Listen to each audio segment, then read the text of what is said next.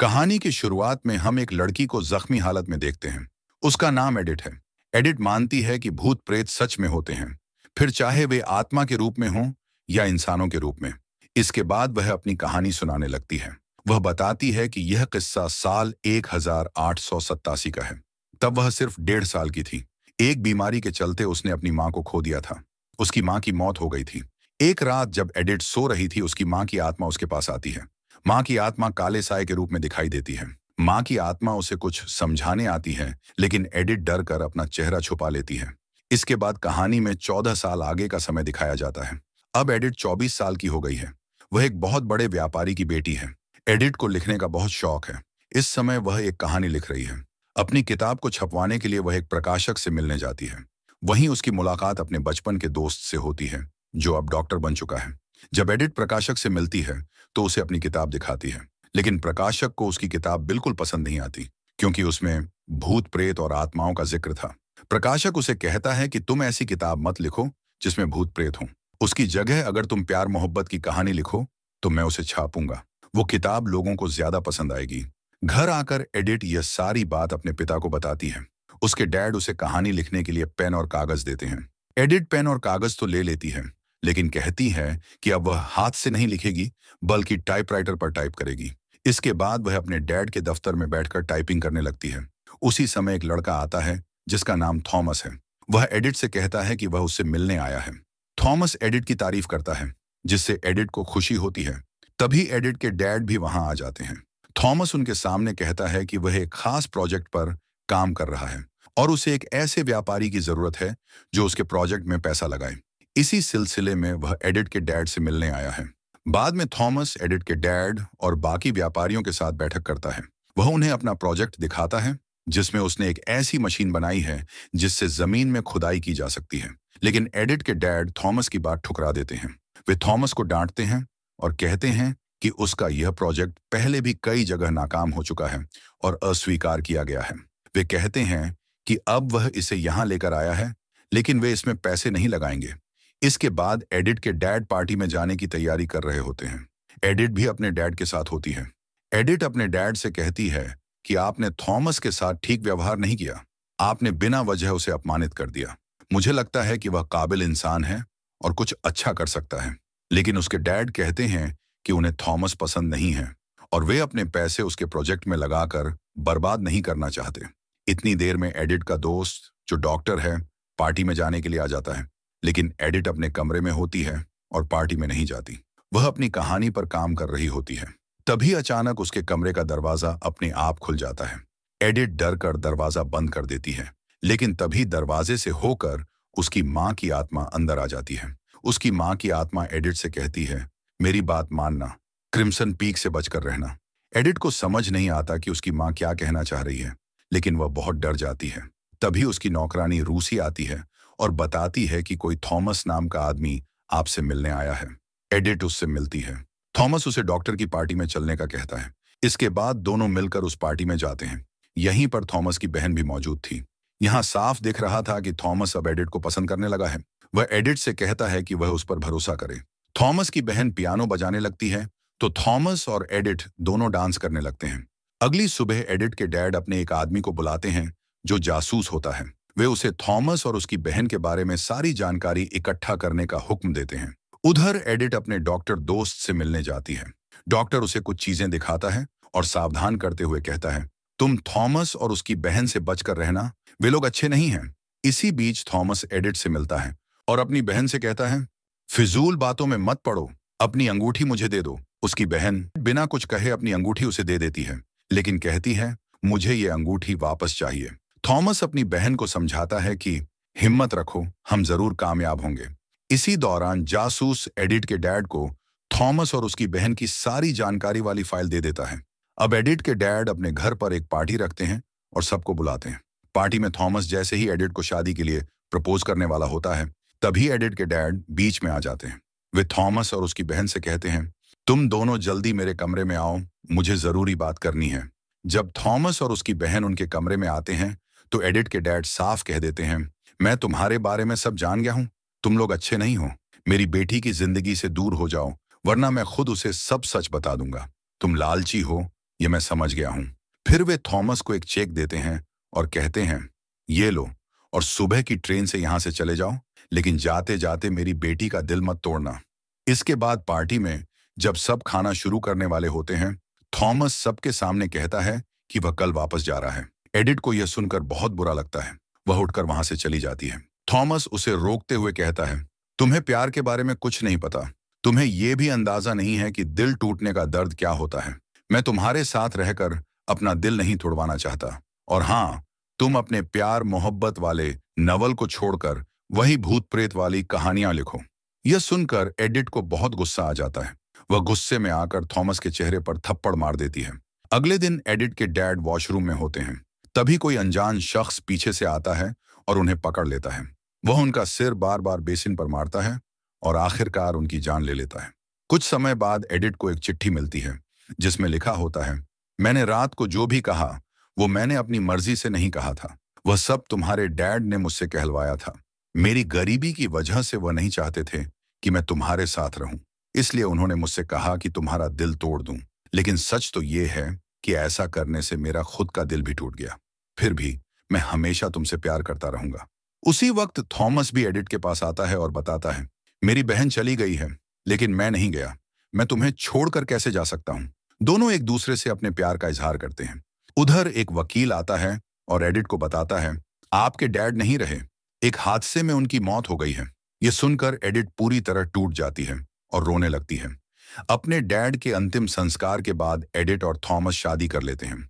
शादी के बाद थॉमस एडिथ को अपने घर ले जाता है। वह एक बहुत पुराने महल में रहता था। जब दोनों महल पहुंचते हैं तो थॉमस एडिथ को अपने नौकर से मिलवाता है। नौकर कहता है, जानता हूं सर, ये आपकी पत्नी है। आप दोनों की शादी को तो काफी वक्त हो गया होगा ना। यह सुनकर एडिथ हैरान रह जाती है, मगर थॉमस बात टाल देता है और उसे अंदर ले आता है। महल अंदर से बहुत ही पुराना और रहस्यमय था। छत टूटी फूटी थी और ऊपर जाने वाली सीढ़ियां भी जर्जर थीं। एडिथ जब यह सब थॉमस को बताती है तो वह उसकी बात को हल्के में लेता है। साथ ही उसे चेतावनी देता है, एक बात ध्यान से सुनो, कभी भी बेसमेंट में मत जाना। एडिथ उससे अपने मम्मी पापा की कुछ चीजें मांगती हैं, मगर वह देने से मना कर देता है। वहीं महल में उसे कभी कभी एक साया भी दिखता है। एक दिन जब एडिथ कपड़े पहनकर वापस आ रही होती है तो उसके पीछे कोई डरावनी आत्मा सी नजर आती है। तभी थॉमस उसे चाय देता है जिसमें वह कुछ मिला चुका था। एडिथ को नींद आ जाती है। सोते सोते उसे म्यूजिक की आवाज सुनाई देती है। वह जाकर देखती है कि थॉमस की बहन पियानो बजा रही है। थॉमस की बहन उसे उसकी माँ की तस्वीर दिखाती है और लाइब्रेरी ले जाकर कहती है, तुम मुझसे थोड़ा दूर ही रहो और बस अपना ख्याल रखो। एडिथ को वहां सब कुछ डरावना लगने लगता है। खुद को बचाने के लिए वह महल की लिफ्ट से नीचे बेसमेंट में चली जाती है। वहां उसे एक बड़ा बॉक्स दिखता है जिस पर इनोला लिखा होता है। वह देखती है कि उस बॉक्स की चाबी थॉमस की बहन के पास है। अगले दिन थॉमस अपनी मशीन पर काम कर रहा था। तभी एडिथ उसके पास आती है और रात को जो कुछ भी हुआ उसे बताने लगती है, मगर थॉमस उसकी बात सुनने में कोई रुचि नहीं दिखाता। वह उसके सवालों से बचने के लिए जानबूझकर अपना हाथ मशीन में दे देता है। जब एडिथ उसके हाथ पर पट्टी बांध रही होती है तब थॉमस उसे बताता है, मेरी मशीन जमीन से लाल मिट्टी भी निकालती है, इस वजह से यहाँ की बर्फ भी लाल हो जाती है। इसी कारण इस जगह को क्रिम्सन पीक कहा जाता है। एडिथ यह सुनकर चौंक जाती है क्योंकि उसे अपनी माँ की आत्मा की कही हुई बात याद आ जाती है। उधर लॉयर डॉक्टर को बताता है कि एडिथ ने यह भी कहा है कि वह अपनी सारी दौलत इंग्लैंड भेज देगी। डॉक्टर को थॉमस पर शक हो जाता है तो लॉयर कहता है, अगर आपको भी कुछ अजीब लग रहा है तो उस जासूस से मिलिए जो थॉमस और उसकी बहन के बारे में जानता है। रात को एडिथ सो रही होती है। तभी उसे सपने में फिर से कोई आत्मा दिखती है। डर के मारे उसकी नींद खुल जाती है। वह देखती है कि थॉमस आज भी उसके साथ बिस्तर पर नहीं है। उसे महसूस होता है जैसे कोई आत्मा उसके कमरे में ही है। तब वह कहती है, अगर तुम सच में यहाँ हो तो मेरा हाथ पकड़कर मुझे अपनी मौजूदगी का एहसास दिलाओ। इतना कहना ही था कि आत्मा उसका हाथ पकड़ लेती है और उसे जमीन पर गिरा देती है। इसके बाद उसे वॉशरूम से भी अजीब सी आवाजें आने लगती हैं। वह देखने जाती है तो हैरान रह जाती है। वहां एक और आत्मा बैठी होती है जिसके सिर में चाकू घुसा हुआ था। वह आत्मा धीरे धीरे एडिथ की तरफ बढ़ती है और कहती है, यहाँ से चले जाओ, उसका खून तुम्हारे ही हाथों से होगा। तभी थॉमस की आवाज सुनाई देती है। पहले से डरी हुई एडिथ सीधे भागकर उसके पास चली जाती है और सारी बात बता देती है। एडिथ की बात सुनकर थॉमस की बहन कहती है, ऐसा कुछ भी नहीं है, ये बस तुम्हारा वहम हो सकता है। बाद में थॉमस की बहन अपने भाई से कहती है, कहीं ये आत्मा उसी की माँ की तो नहीं थी? और भला ये हमारी माँ के बारे में कैसे जान सकती है? जो भी है, हमें जल्द से जल्द इसे जायदाद के कागजों पर साइन करवाने होंगे। अगले दिन थॉमस एडिट को पोस्ट ऑफिस लेकर जाता है। वहां एडिट के लिए 2 चिट्ठियां आई थीं, जिन्हें वह अपने पास रख लेती है। लेकिन जैसे ही वे लौटने लगते हैं, उन्हें पता चलता है कि तेज तूफान आने वाला है। इसीलिए वे रात उसी पोस्ट ऑफिस के कमरे में रुक जाते हैं। इसी दौरान एक आदमी थॉमस के घर का पता पूछता है। वहीं एक जासूस भी मिलता है, जो डॉक्टर को एक फाइल देते हुए बताता है कि थॉमस पहले से शादीशुदा है। इसी वजह से एडिट के पिता उनकी शादी नहीं करवाना चाहते थे। अगले दिन जब वे घर लौटते हैं तो थॉमस की बहन एडिट से पूछती है, तुम्हारी रात कैसी रही? एडिट मुस्कुराकर कहती है, बहुत अच्छी। हम पहली बार साथ में रहे, और वो भी इतने अच्छे से। ये सुनकर थॉमस की बहन को गुस्सा आता है, लेकिन वह तुरंत बात बदल कर कहती है, दरअसल मुझे अकेले रहना अच्छा नहीं लगता, इसलिए पूछ लिया। वहीं वह एडिट के खत भी देख लेती है, जो वह पोस्ट ऑफिस से लाई थी। तभी एडिट को पेट में दर्द होने लगता है। थॉमस की बहन उसके लिए चाय बनाने लगती है। एडिट को रसोई में रखी थॉमस की बहन की चाबियों का गुच्छा दिखता है। उसमें से उसे एक चाबी दिखती है, जिस पर इनोला लिखा हुआ था। वह चुपके से वह चाबी निकाल लेती है और अपने साथ अपने खत भी रख लेती है। एडिट अपने कमरे में जाकर वो खत पढ़ती है। वह देखती है कि वे खत कुछ नहीं, बल्कि उसकी दौलत को यहाँ मंगवाने के कागज हैं। वह उन पर साइन करने ही वाली थी कि तभी उसकी नजर एक और चिट्ठी पर जाती है। उसे पढ़ने पर पता चलता है कि यह इनोला नाम की किसी औरत के लिए है। एडिट को शक होता है, इसलिए वह बेसमेंट में जाकर इनोला वाली चाबी से एक बॉक्स खोलती है, जिस पर इनोला लिखा था। बॉक्स खोलने पर उसे कुछ कागज मिलते हैं, जिनमें 3 अलग-अलग देशों और औरतों के नाम लिखे होते हैं। उन कागजों में लिखा था कि किस तरह से बड़े व्यापारियों को इस प्रोजेक्ट में पैसा लगाने के लिए ढूंढा गया था। वहीं उसे वहां एक लाल रंग का तरल भी रखा दिखता है, लेकिन वह उस पर ध्यान न देते हुए फाइल्स लेकर ऊपर चली जाती है। उधर थॉमस की बहन जब अपने चाबियों का गुच्छा देखती है, तो उसमें से इनोला वाली चाबी गायब पाती है। उसे शक हो जाता है कि एडिट ने उसकी चाबी चुरा ली है। वह तुरंत एडिट के कमरे की ओर बढ़ती है और उसे आवाज देती है। एडिट जल्दी से अपने कमरे में लौटकर ऐसे दिखाने लगती है जैसे उसकी तबीयत बहुत खराब है। वह थॉमस की बहन से पानी लाने को कहती है। थॉमस की बहन जानबूझकर चाबियां वहीं रखकर चली जाती है। एडिट मौके का फायदा उठाकर इनोला वाली चाबी वापस चाबी के गुच्छे में लगा देती है। जब थॉमस की बहन दोबारा चाबियां देखती है और इनोला वाली चाबी वापस पाती है, तो उसे यकीन हो जाता है कि अब एडिट बहुत कुछ जान गई है। रात को एडिट एक टेप सुनती है और उन फाइलों को भी देखने लगती है। इन फाइलों को पढ़कर उसे यह पता चलता है कि थॉमस ने उससे पहले 3 और औरतों से भी शादी की थी। उनमें से एक औरत का नाम इनोला था। उसे यह भी पता चलता है कि थॉमस और उसकी बहन ने उन तीनों औरतों को चाय में धीमा जहर मिलाकर दिया था। ऐसा जहर जिससे लोग तुरंत नहीं मरते, बल्कि धीरे धीरे उनकी तबीयत बिगड़ती जाती है और बाद में उनकी मौत हो जाती है। तीनों औरतें अलग अलग समय पर मारी गई थीं। ये सब जानकर एडिट बहुत डर जाती है। वह वहां से भागने की कोशिश करती है, मगर बाहर बहुत तेज बर्फीला तूफान था, इसलिए वह बाहर नहीं जा पाती। उसी वक्त जहर भी अपना असर दिखाने लगता है और एडिट बेहोश होकर गिर जाती है। अगले सीन में उसकी आंखें खुलती हैं। वह थॉमस की बहन की आवाज सुनती है, जो उसके लिए खाना और चाय लेकर आई थी। एडिट चाय पीने से मना कर देती है, लेकिन थॉमस की बहन जबरदस्ती उसे खाना खिला देती है। कुछ देर बाद थॉमस भी वहां आता है। वह एडिट को चाय न पीने के लिए कहता है।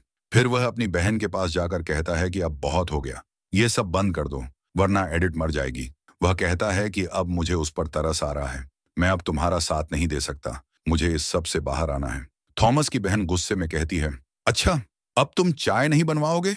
तो सुन लो, इस बार मैंने जहर उसकी खाने में मिला दिया है। हमें ऐसा करना ही पड़ेगा, वरना सबको हमारे बारे में पता चल जाएगा और हमें सूली पर चढ़ा दिया जाएगा। इतना कहकर थॉमस वहां से चला जाता है। दूसरी तरफ एडिट की तबीयत बहुत खराब होने लगती है। उसे खून की उल्टियां आने लगती हैं। जब एडिट बाहर आती है तो उसे फिर से वही आत्मा दिखाई देती है। इस बार उस आत्मा की गोद में एक बच्चा भी था। एडिट डर और घबराहट में पूछती है, तुम मुझसे क्या चाहती हो? बार बार मेरे सामने क्यों आ जाती हो? जैसे ही वो आत्मा अपने हाथ से एक दिशा में इशारा करती है, एडिट उस तरफ बढ़ जाती है। वह एक कमरे में पहुंचती है। वहां पहुंचकर वह जो देखती है, उससे वह चौंक जाती है। वह देखती है कि थॉमस और उसकी बहन एक दूसरे के बहुत करीब हैं। उनके बीच जो रिश्ता था, वैसा रिश्ता भाई बहन के बीच नहीं होना चाहिए। तभी उसे समझ आता है कि उस दिन थॉमस की बहन इतनी गुस्सा क्यों हो गई थी, जब उसे पता चला था कि एडिट और थॉमस एक साथ रात में रुके थे। ये सब देखकर एडिट अंदर तक टूट जाती है। वह दुखी होकर वहां से जाने लगती है। तभी पीछे से थॉमस की बहन आ जाती है। वह जबरदस्ती एडिट की कीमती अंगूठी उतार लेती है और एडिट को धक्का देकर नीचे गिरा देती है। अब क्योंकि एडिट सब कुछ जान चुकी थी, इसलिए उसकी बहन उसे रास्ते से हटाना चाहती थी। किस्मत से एडिट की जान तो बच जाती है, लेकिन वह गंभीर रूप से घायल हो जाती है। अगले सीन में जब एडिट की आंख खुलती है तो वह अपने सामने डॉक्टर को देखती है। डॉक्टर उसे बताता है कि उसकी टांग की हड्डी टूट गई है। एडिट उसे सब कुछ बताने की कोशिश करती है, लेकिन तभी थॉमस की बहन बीच में आकर बात काट देती है। डॉक्टर गौर करता है कि एडिट की उंगली में चोट लगी है और उसकी अंगूठी गायब है। वही अंगूठी अब थॉमस की बहन के हाथ में है। ये देख डॉक्टर को शक हो जाता है। वह एडिट को वहां से ले जाने लगता है, लेकिन थॉमस की बहन उसे रोक देती है। डॉक्टर थॉमस से कहता है, मैं अब तुम्हारी असलियत जान चुका हूँ। तुम लोग बहुत ही घटिया हो। वह एडिट से भी कहता है कि थॉमस की बहन इतनी बेरहम है कि उसने अपनी मां को भी मार डाला था। डॉक्टर जैसे ही एडिट को लेकर बाहर जाने लगता है, थॉमस उसकी पीठ में चाकू से वार कर देता है। हालांकि वह उसे ऐसी जगह चाकू मारता है जिससे वह मरे नहीं, बस घायल हो जाए। इसके बाद वह डॉक्टर को बेसमेंट में छिपा देता है और एडिट को बचाने की योजना बनाता है। इधर थॉमस की बहन एडिट को पकड़कर उसके सामने सारी सच्चाई बताती है। वह कहती है कि जब उनकी मां को यह पता चला था कि थॉमस और उसकी बहन के बीच गलत रिश्ता है, तो दोनों ने मिलकर अपनी मां को मार डाला था। फिर अपने प्रोजेक्ट के लिए पैसे जुटाने के लिए उन्होंने 3 अलग-अलग लड़कियों को फंसाया और शादी के बाद उन्हें धीरे धीरे जहर देकर मार डाला।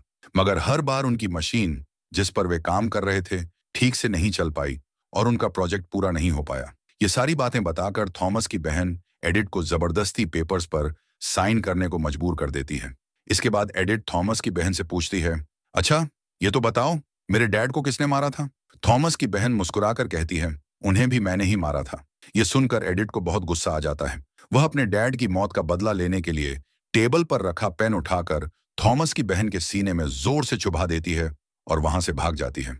भागते हुए उसे थॉमस मिलता है। थॉमस उसे रोककर कहता है, मुझे माफ कर दो, मैं तुमसे सच में प्यार करता हूँ। ये सब मैंने अपनी बहन के कहने पर किया था।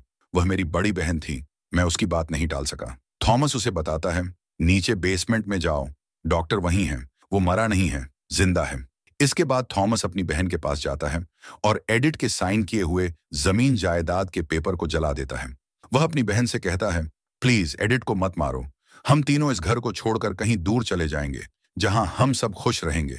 थॉमस की बहन उससे पूछती है, क्या तुम उससे प्यार करने लगे हो? थॉमस हाँ कहता है। ये सुनकर उसकी बहन पागल हो जाती है और गुस्से में चाकू से थॉमस पर हमला कर देती है। वह थॉमस को मार डालती है, लेकिन उसे मारने के बाद उसे पछतावा होता है। फिर भी वह एडिट को मारने के इरादे से उसके पीछे जाती है। दोनों के बीच काफी जोरदार झड़प होती है। एडिट किसी तरह अपने डॉक्टर दोस्त के पास पहुंचती है, मगर थॉमस की बहन भी उसके पीछे आ जाती है। इस बार वह वही बड़ा चाकू निकालती है जिससे उसने अपनी मां को मारा था। जैसे ही थॉमस की बहन एडिट पर हमला करने वाली होती है, एडिट तुरंत बचकर बाहर आ जाती है। वहां उन दोनों के बीच कड़ा मुकाबला होता है, मगर तभी थॉमस की आत्मा वहां आ जाती है। अपनी भाई की आत्मा को देखकर उसकी बहन हैरान और दुखी हो जाती है और रोने लगती है। इस मौके का फायदा उठाकर एडिट एक बेलचा उठाकर उस पर वार कर देती है। एडिट बार बार बेलचे से हमला करती है और आखिरकार उसका अंत कर देती है। इसके बाद कहानी फिर उसी जगह पहुंच जाती है जहां से शुरुआत हुई थी, जहां एडिट ने कहा था कि आत्माएं सच में होती हैं। फिर वह अपने डॉक्टर दोस्त के साथ उस खंडहर जैसे महल को छोड़कर चली जाती है। इसके बाद दिखाया जाता है कि थॉमस की बहन की आत्मा उन बाकी आत्माओं के साथ उसी खंडहर महल में रह जाती है, क्योंकि वह कभी भी उस जगह को छोड़ना नहीं चाहती थी।